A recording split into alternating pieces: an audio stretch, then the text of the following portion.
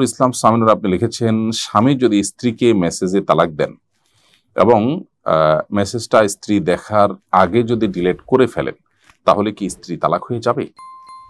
ভাই সামিনুর ইসলাম, আপনার প্রশ্নের উত্তর হলো যে মৌখিক বা লিখিত যে কোনোভাবে তালাক দিলেই কিন্তু তালাক হয়ে যায়। অর্থাৎ যে কথা আপনি মুখে উচ্চারণ করলে তালাক হবে, ওটা আপনি লিখে দেন, লিখে পাঠান বা লিখে দেন, তাহলেও কিন্তু তালাক হয়ে যায়। আপনি চিঠির মাধ্যমে লিখে পাঠালেন অথবা মোবাইলে SMS পাঠালেন স্ত্রীকে, তাতে মুখে তালাক দিলে যেরকম হয়, এই পাঠানোর মাধ্যমেও তালাক হয়ে যাবে। কিন্তু পাঠানোর পর স্ত্রী সিন করার আগে আপনি যদি ডিলিট করে ফেলেন, তাতেও তালাক কিন্তু হয়েই যাবে।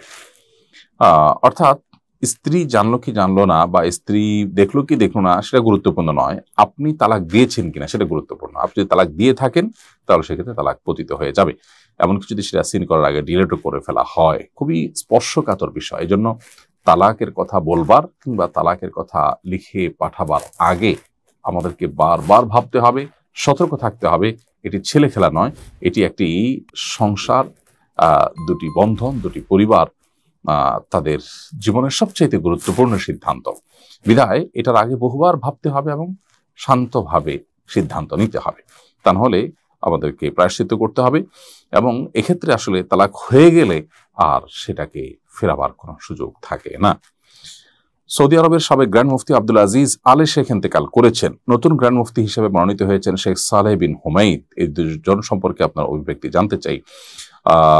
আলহামদুলিল্লাহ, যিনি সাবেক গ্র্যান্ড মুফতি ছিলেন, মুফতি শেখ আব্দুল আজিজ বিন আব্দুল আজিজ আলে শেখ, তার অনেক অবদান এর কথা আমরা জানি। বিশেষ করে আলহামদুলিল্লাহ ফিকহি বিষয়গুলোর ক্ষেত্রে মুসলিম বিশ্বের জন্য তার অসামান্য অবদান তিনি রেখে গেছেন। আল্লাহ তাআলা তার প্রতি রহম করুন, তার ভুল ত্রুটিকে আল্লাহ তাআলা মাফ করে দিন এবং তাকে আল্লাহ তাআলা জান্নাতবাসী করুন।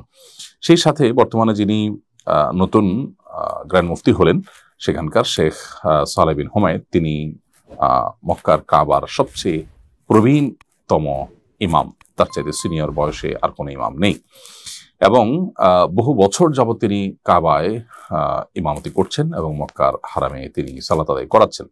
তিনি এর আগে সৌদি আরবের শুরা কাউন্সিলের প্রধান ছিলেন, আর অনেকগুলো গুরুত্বপূর্ণ দায়িত্ব তিনি পালন করেছেন, এবং খুবই বিনয়ী, অত্যন্ত ভদ্র একজন মানুষ। তাকে খুব কাছে থেকে দেখবার সুযোগ হয়েছে আমার, আলহামদুলিল্লাহ। বিশেষ করে আমি যখন সৌদি আরবে ইসলামিক সেন্টারে কাজ করি, তখন শেখ সালেহ বিন হুমায়দ তিনি আমাদের অফিসে এসেছেন, একটা প্রোগ্রাম করেছেন আমাদের অফিসের পার্শ্ববর্তী মসজিদে, এবং আমার ঠিক যে কর্মস্থল, আমার যে চেম্বার ছিল, ঠিক সেখানে তিনি এসেছেন। তার সাথে একটা ভালো সময় কাটাবার সুযোগ আমাদের হয়েছে।